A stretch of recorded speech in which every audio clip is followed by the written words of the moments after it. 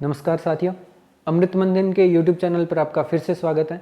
इस चैनल को like, share और सब्सक्राइब करते रहें और हमारा उत्साह बढ़ाते रहें। हमने पिछली क्लास में आर्य संस्कृति के बारे में पढ़ा था कि आर्य किस तरह से भारत में आए या उनका भारत में ही जन्म हुआ। इसके बीच में दो थ्योरियाँ जो है प्रचलित है, उनके बारे में हमने देख लिया था।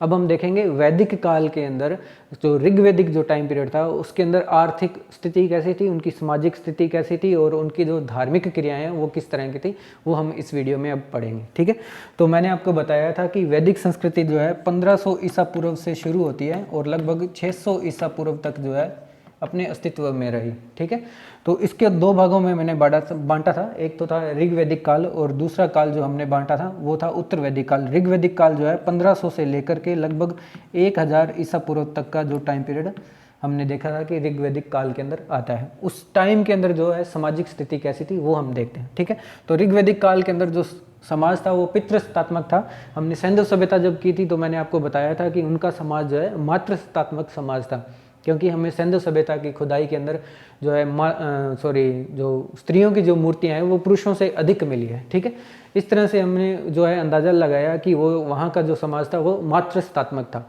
लेकिन जो वैदिक संस्कृति थी वो पुरुष प्रधान समाज था। ठीक है, उसको हम देख लेते हैं कि यहाँ पर समाज जो था वो पितृसत्तात्मक था और जो पुरुष था वो परिवार का मुख्य होता था और उसे गृहपति कहा जाता था। ठीक है, परिवार समाज की सबसे छोटी इकाई थी और उसके मुखिया को गृहपति कहा जाता था। ठीक है, अब नेक्स्ट देखते हैं। इनका खान पान सामान्य था।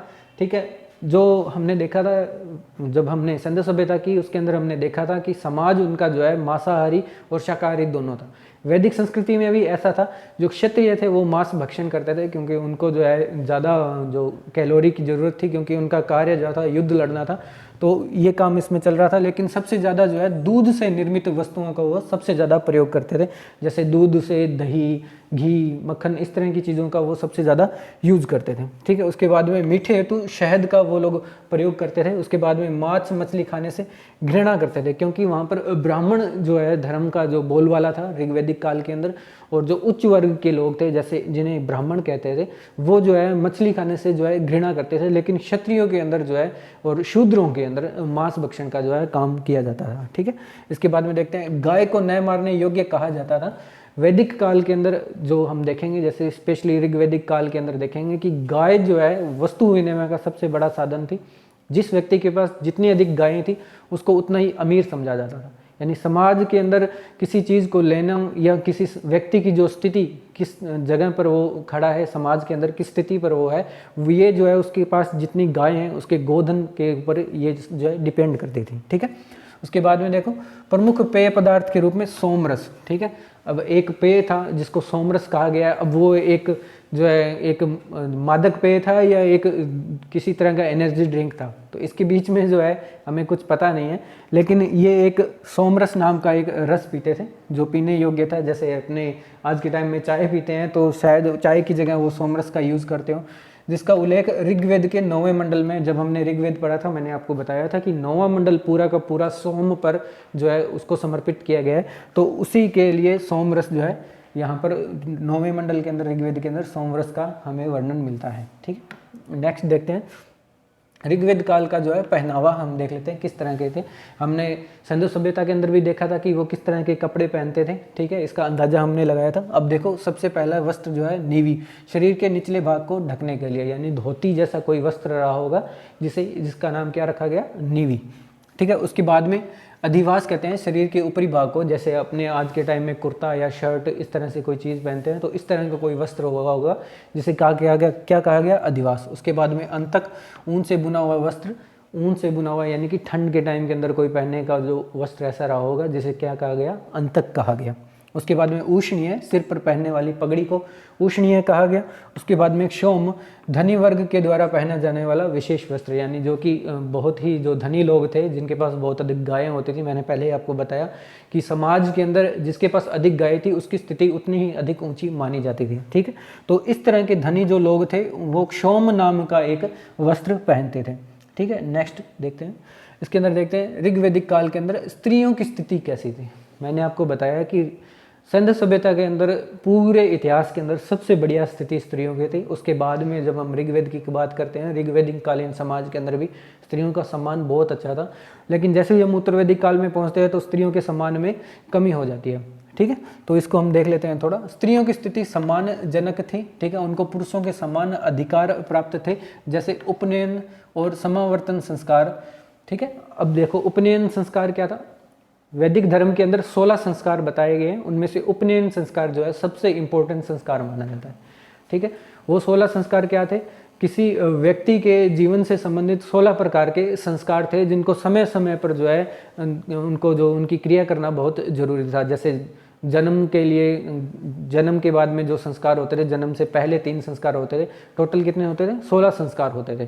उन 16 में से जो है उपनयन संस्कार सबसे इंपॉर्टेंट होता था। इसके अनुसार जब किसी बच्चे को गुरु के पास पढ़ने के लिए भेजा जाता था तो उपनयन संस्कार जो है किया जाता था, यानी कि गुरु के साथ भेजने से पहले एक संस्कार संपन्न किया जाता था, तो उसे कहा जाता था उपनयन संस्कार, जिसका अर्थ है गुरु के समीप जाना। ठीक है, तो क्या हुआ, उत्तर वैदिक काल के अंदर उपनयन संस्कार जो है वो सिर्फ उसके ऊपर पुरुषों का अधिकार रह गया, और पुरुषों का अधिकार भी सिर्फ उच्च वर्ग के पुरुषों का, शूद्रों को इसका कोई अधिकार नहीं दिया गया, शूद्रों और स्त्रियों को इससे बाहर कर दिया गया। लेकिन ऋग्वैदिक काल के अंदर स्त्रियों की स्थिति बहुत अच्छी थी, इसलिए उच्च वर्ग की स्त्रियां भी जो है उपनयन संस्कार संपन्न करवाती थी। उसके बाद में समावर्तन संस्कार जो होता है, समावर्तन संस्कार के अनुसार क्या होता है, जब व्यक्ति जो है अपनी शिक्षा पूर्ण कर रहा होता है तो उसके जो शिक्षा के मध्य में एक संस्कार संपन्न किया जाता है जिसे समावर्तन संस्कार कहा जाता था। तो इसका अधिकार भी किसको था? स्त्रियों का था।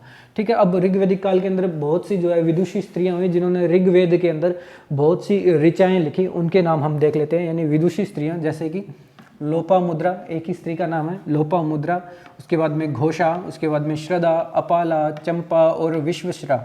ठीक है, ये जो स्त्रियां थी इन्होंने जो है ऋग्वैदिक काल के अंदर जो अपने ज्ञान के जो झंडे गाड़े जिन्हें अपने कह देते हैं, ठीक है, वो काम इन्होंने किया, और ऋग्वेद के अंदर बहुत सी ऋचाएं का जो है निर्माण इन स्त्रियों ने किया। उसके बाद में देख लेते हैं, महिलाओं को विधवा विवाह का जो है प्रचलन उस टाइम था, और पुनर्विवाह करने का अधिकार भी महिलाओं को प्राप्त था। ठीक है, यानी ऋग्वैदिक कालीन समाज के अंदर लगभग स्त्रियों की स्थिति जो है बहुत ही अच्छी थी। ठीक है, उसके बाद में देख लेते हैं कि उन्हें नियोग करने की जो है अनुमति प्राप्त थी। विवाह हेतु जो आयु है वो 16 या 17 वर्ष जो है निर्धारित की गई थी। उसके बाद में 16 वर्ष तक आश्रम में रहकर, यानी कि स्त्रियां उपनयन संस्कार करने के बाद जो है स्त्रियां या जो बच्चियां थी वो गुरु के आश्रम में चली जाती थी और 16 वर्ष तक अध्ययन कार्य करती थी। ठीक है, 16 वर्ष तक जो है अध्ययन करने वाली वह उसके बाद गृहस्थ, यानी कि उसके अध्ययन करने के बाद 16 वर्ष के बाद जो विवाह करती थी उन स्त्रियों को क्या कहे, आश्रम में प्रवेश करने के लिए वाली महिलाओं को क्या कहते थे? सदो वधू उनको कहा जाता था। ठीक है, जबकि आजीवन ब्रह्मचर्य का पालन करने वाली महिलाओं को क्या कहते थे? ब्रह्मवादिनी उन्हें कहा जाता था। ठीक है, उसके बाद में जबकि आजीवन अविवाहित, यानी जो स्त्रियां विवाह नहीं करती थी उनको अमाजू कहा जाता था। ठीक है, इस तरह से जो है अलग अलग नाम से जो है स्त्रियों को पुकारा जाता था। ठीक है, यानी कि स्त्रियों की स्थिति बहुत अच्छी उस समय थी। अब नेक्स्ट देखते हैं ऋग्वैदिक काल में आश्रम व्यवस्था। अब आश्रम व्यवस्था क्या थी? हिंदू धर्म के अंदर किसी मनुष्य के जीवन को 100 वर्ष का मान लिया गया, और उसको जो है 25-25 वर्ष के 4 भागों में उसका जो है डिवाइडेशन कर दिया गया, यानी कि जीवन को 4 भागों में बांट लिया गया और 25-25 वर्ष के अंतराल पर उनका जो है विभाजन किया गया। उसको हम थोड़ा सा देख लेते हैं। आश्रम व्यवस्था क्या थी? संपूर्ण जीवन को 100 वर्ष का मानते हुए 4 बराबर आश्रम में उसका क्या कर दिया गया? विभाजन कर दिया गया। पहला आश्रम था ब्रह्मचर्य आश्रम, 0 से लेकर 25 वर्ष तक, यानी कि जब मनुष्य अविवाहित रहता है, यानी कि किसी पुरुष की जो आयु है वो 25 वर्ष जो है विवाह की क्या कर दी गई? निर्धारित कर दी गई। यानी उसका उपनयन संस्कार जो है वहाँ से लेकर के जब वो विद्या पूरी कर लेगा तब तक वो क्या करेगा? ब्रह्मचर्य रहेगा। और उसके बाद में जब वो गृहस्थ आश्रम में प्रवेश करता था, यानी जब वो विद्या खत्म करके अपने घर में दोबारा उसका जब आगमन होता था उस समय उसका विवाह किया जाता था, तब वो किसमें? गृहस्थ आश्रम में प्रवेश करता था। ठीक है, लेकिन उससे पहले देखते हैं ब्रह्मचर्य आश्रम। इस आश्रम का प्रारंभ उपनयन संस्कार द्वारा जबकि समापन जो है समावर्तन संस्कार द्वारा। मैंने आपको बताया था जब जिसकी शिक्षा पूर्ण हो जाती है तो वहाँ पर एक संस्कार किया जाता है, उसे समावर्तन या दीक्षांत जो यानी कि उसकी शिक्षा खत्म होने का जो संस्कार है वो किया जाता है, जिसके बाद में वो स्नान करता है। स्नान करके अपने गुरु को उचित दक्षिणा जो गुरु उससे मांगता है, उसे वो गुरु को चुकाता है और फिर वो अपने घर जो है वापस लौट आता है। उसके बाद में जो है व्यक्ति को गृहस्थ आश्रम में उसका प्रवेश होता है, जो 25 से लेकर 50 वर्ष तक चलता है। इस काल के अंदर व्यक्ति क्या करता है, इसे क्या करता है, संसार की रीढ़ की हड्डी कहा गया। इस जब जैसे अपने बात करते हैं 4 आश्रमों की, तो जो गृहस्थ आश्रम है वो सबसे इम्पोर्टेंट था, क्योंकि इस गृहस्थ आश्रम के अंदर ही जो मनुष्य प्रवेश करने के बाद में जो अपने जो यज्ञ होते हैं, जैसे पितृ यज्ञ है, ठीक है, इस तरह के जो यज्ञ होते हैं इन्हें जो है वो संपन्न करता है। और गृहस्थ आश्रम को बाकी के 3 जो आश्रम है उनको पालने वाला आश्रम कहा जाता है।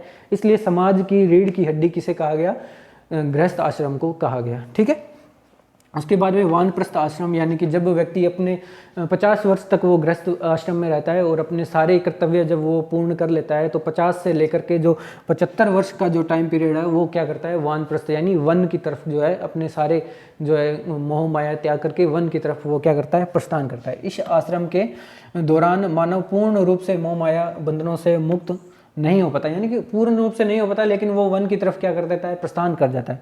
उसके बाद में संन्यास आश्रम 75 से लेकर के 100 वर्ष का जो टाइम पीरियड होता है वो पूर्ण रूप से मोह माया से जो है अलग होकर के वो जाता है, संन्यास ले लेता है और वन के अंदर रह करके जो है तप करता है और अपने पापों का प्रायश्चित वो करता है। ठीक है, इस तरह से जो क्या है मनुष्य के जीवन को क्या लगभग 100 वर्ष के अंदर मान करके और 4 भागों में 25-25 वर्ष के कितने 4 भागों में जो है उसको डिवाइड कर दिया गया।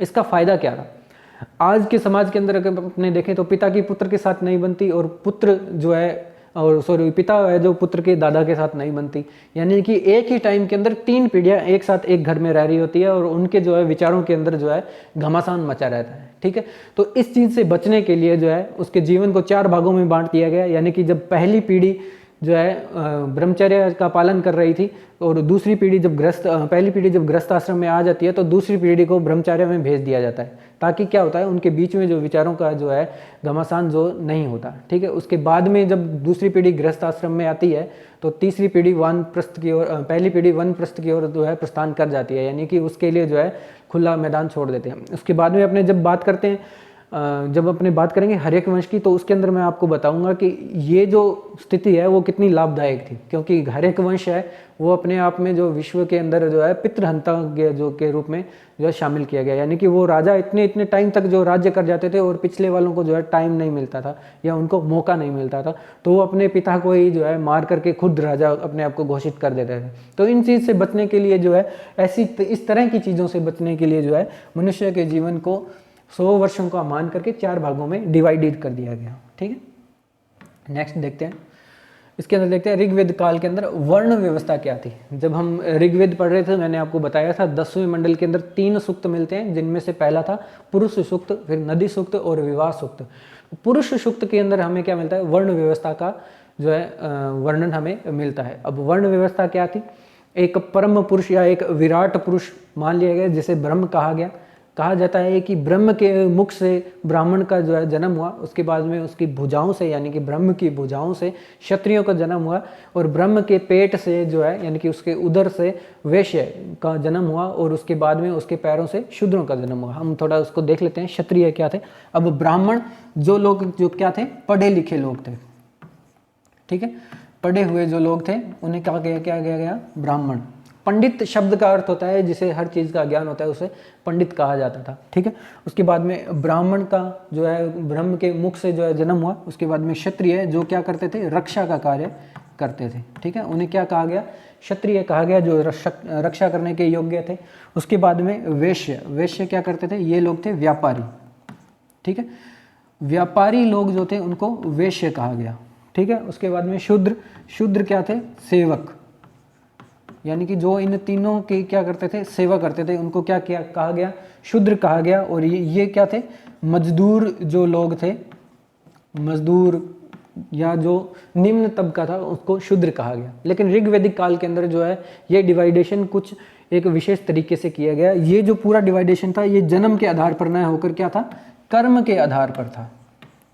ठीक है, पूरा डिवाइडेशन किसके आधार पर था, कर्म के आधार पर। यानी जो व्यक्ति पढ़ा लिखा था और यज्ञ की क्रियाओं को कर सकता था उसे क्या कहा जाता था, ब्राह्मण। वो किस वर्ग में उसको रखा गया ब्राह्मण के वर्ग में। और जो व्यक्ति रक्षा के कार्य कर सकता था उसे क्षत्रिय कहा गया, और जो व्यापार करते थे उसे क्या क्या कहा गया, वैश्य कहा गया, और जो इन तीनों की सेवा करने योग्य था उसे कहा गया शूद्र।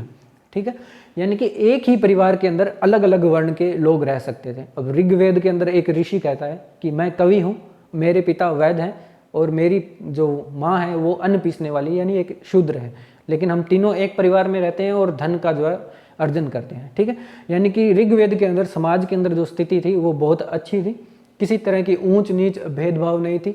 जो समाज का विभाजन अभी मैं आपको बता रहा हूँ, यानी कि विभाजन और वर्ण जो थे वो सिर्फ कर्म पर आधारित थे।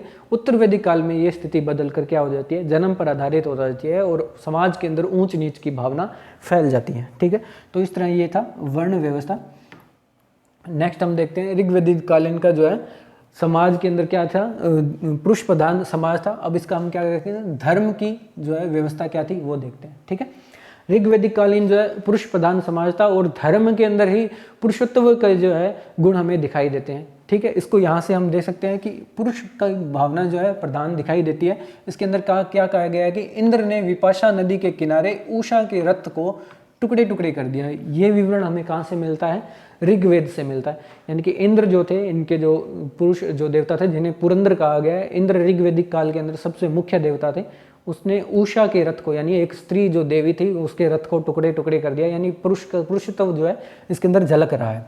ठीक है, अब प्रतीकात्मक क्या था, पुरुष देवता की तुलना में स्त्रियों की जो है निम्न स्थिति यहाँ पर दिखाई दे रही है। यानी कि जब हम सैंधव धर्म की हम बात कर रहे थे उसके अंदर स्त्रियों की मूर्तियां सबसे अधिक मिले, तो हमने उसको क्या कहा कि मात्र सत्तात्मक वो लोग थे। लेकिन यहाँ पर देवताओं के अंदर भी पुरुषत्व की भावना जो है स्पष्ट दिखाई दे रही है। अब देखो इस काल के अंदर जो है बहुदेववाद था। बहुदेववाद कैसे था कि यहाँ पर जो देवताओं को 3 भागों में डिवाइड कर दिया गया, और हर एक भाग के अंदर 11-11 देवता थे, और लगभग जो है 33 देवताओं की इसमें संख्या हमें मिलती है ऋग्वेदिक काल के अंदर। तो यहाँ पर ऋग्वेदिक कालीन लोग क्या थे, बहुदेववादी थे, यानी बहुत से देवताओं की एक साथ पूजा वो लोग करते थे। ठीक है, अब इसके अंदर अपने देख लेते हैं कि ऋग्वेदिक धर्म में स्थान विशेष के आधार पर देवताओं का जो है वर्गीकरण किया गया। कौन से देवता थे, एक तो पृथ्वी के देवता, दूसरे देवता क्या थे, अंतरिक्ष के देवता, और तीसरे प्रकार के देवता क्या थे, आकाश के देवता। अब पृथ्वी के देवताओं के अंदर अग्नि, सोम, पृथ्वी आदि देवताओं को जो है सम्मिलित किया गया। ठीक है, उसके बाद में हम बात करते हैं अंतरिक्ष के देवता। अंतरिक्ष देवताओं के अंदर इंद्र, वायु, मारुत आदि देवताओं को जो है इन्होंने शामिल किया। उसके बाद में आकाश के देवता के अंदर ध्यो, वरुण, मित्र इत्यादि देवताओं को किसमें, आकाश के देवताओं में जो है सम्मिलित किया गया। ठीक है, उसके बाद में देखते हैं इस काल के धर्म के अंदर यद्यपि कर्म कांडों का प्रचलन प्रारंभ हो गया था, किंतु अभी आराधना की मुख्य रीति क्या थी, प्रार्थनाएं एवं स्तुति करना था। इस काल में धार्मिक क्रियाकलाप का उद्देश्य परलोक सुख प्राप्ति नहीं था।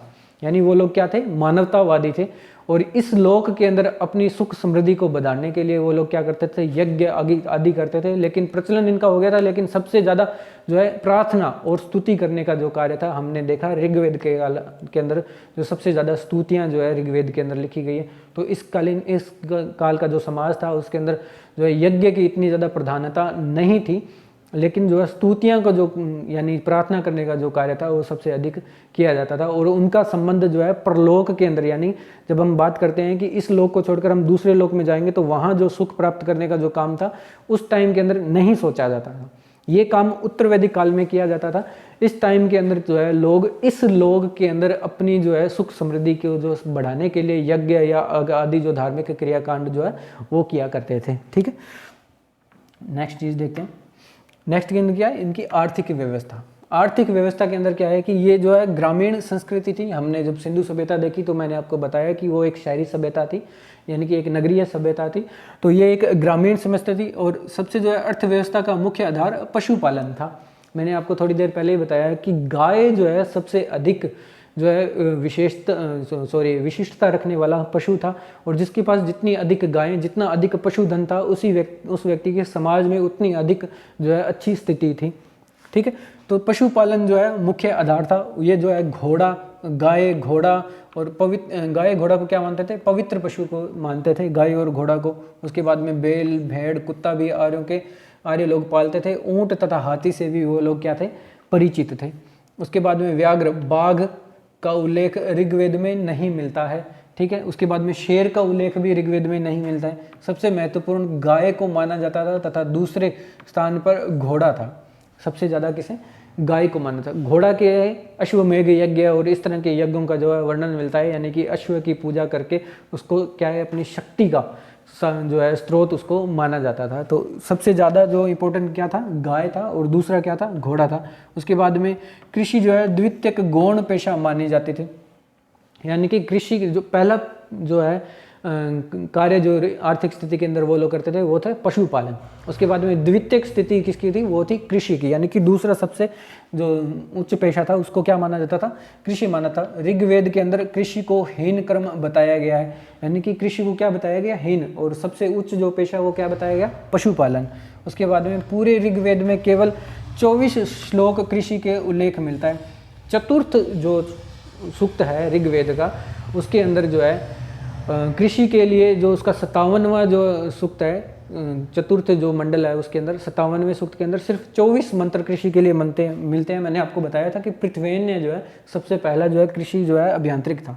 उसके बाद में 33 बार कृषि शब्द मिलता है, यानी कि 24 श्लोक मिलते हैं जिसमें 33 बार कृषि के शब्द का यूज किया गया। ऋग्वेदिक देवताओं में पशुओं की सुरक्षा हेतु प्रार्थनाएं की जाती थी, जैसे कि पशुपालन जो है अर्थव्यवस्था का जो है आधार था, तो ऋग्वेद काल के अंदर जो है पशुधन की जो प्राप्ति के लिए जो है सबसे ज़्यादा प्रार्थनाएं की जाती थी। कृषि में लकड़ी के हल फाल जैसे उपकरण का प्रयोग किया गया था। कृत्रिम सिंचाई का भी उल्लेख मिलता है, यानी कि ऋग्वेदिक काल के अंदर तक भी हमें लोहे के फाल का प्रयोग नहीं मिलता है। ये लोहे का फाल हमें उत्तर वैदिक काल के अंदर इसका प्रयोग में मिलता है, ठीक है। लेकिन ऋग्वेदिक काल के अंदर हमने क्या यहाँ क्या लिखा गया है कि लकड़ी के फाल, यानी जो फाल होता है वो लकड़ी का बनाया गया था, ठीक है। अब नेक्स्ट देखते हैं। उसके बाद में कृषि उत्पादन जो है सीमित था, यानी कि कृषि उत्पादन बहुत कम था। एक बात मैं आपको बता दूं कि ऋग्वेदिक काल के अंदर राजा जो था, राजा किसी भूमि का स्वामी नहीं था। वो सिर्फ अपने कबीले के लोगों, उनकी जीवन की रक्षा के लिए तथा उनके पशुधन की रक्षा के लिए, यानी राजा सिर्फ पशुधन का जो है राजा होता था। उस ऋग्वेदिक काल के अंदर क्षेत्र से संबंधित कोई भी उसके कार्य नहीं होते थे, ठीक है।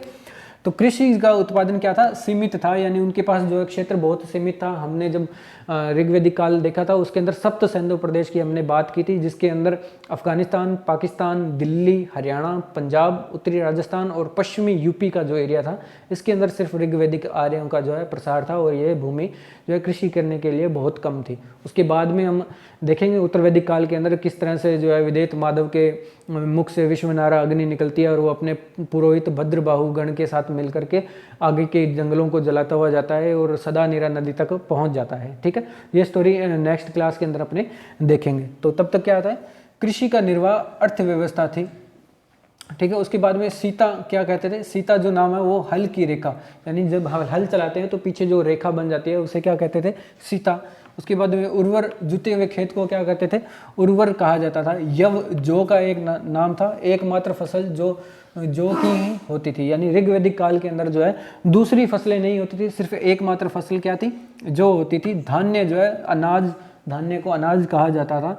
उसके बाद में किवाश जो है हल वाला जो आदमी था उसको किवाश कहा जाता था। उसके बाद में कृषु जो है उसको क्या कहते थे? खाद, यानी गोबर इत्यादि की जो खाद थी उसको कृषु कहा जाता था। ऋग्वेदिक काल में गेहूं तथा चावल नहीं थे, ठीक है। उनका मुख्य खाद्य क्या था? दूध से बनी चीजें, और खाने के लिए वो किसका यूज करते थे? जौ का, यव का वो लोग यूज करते थे। यानी ऋग्वेदिक काल के अंदर गेहूं तथा चावल नहीं थे। हमने सिंधु सभ्यता के अंदर देखा कि वो लोग गेहूं, सरसों, बाजरा इन सब से जो है परिचित थे, लेकिन ऋग्वेदिक कालीन लोग जो है गेहूं से परिचित नहीं थे। देखो ऋग्वेदिक आर्यों का उल्लेख जो है, ऋग्वेदिक में आर्यों का उल्लेख 33 बार हुआ है, जैसा कि कृषि का हमने देखा, कृषि शब्द का भी 33 बार हुआ है। उसके बाद में पुष्ण देवता था, सड़क निर्माण, चारागाह तथा पशुपालन से संबंधित देवता थे, ठीक है। इसके साथ ही जो है हमने अभी अब देखा कि समाज कैसा था, उसके बाद में वो लोग किस तरह के कपड़े पहनते थे, फिर हमने स्त्रियों की स्थिति देखी, उसके बाद में जो है आर्थिक स्थिति देखी और धार्मिक स्थिति हमने देखी कि किस तरह से लोग जो है ऋग्वेदिक काल के अंदर धर्म को किस तरह से वो लोग पालन करते थे, किस तरह से पूजा की क्रिया करते थे।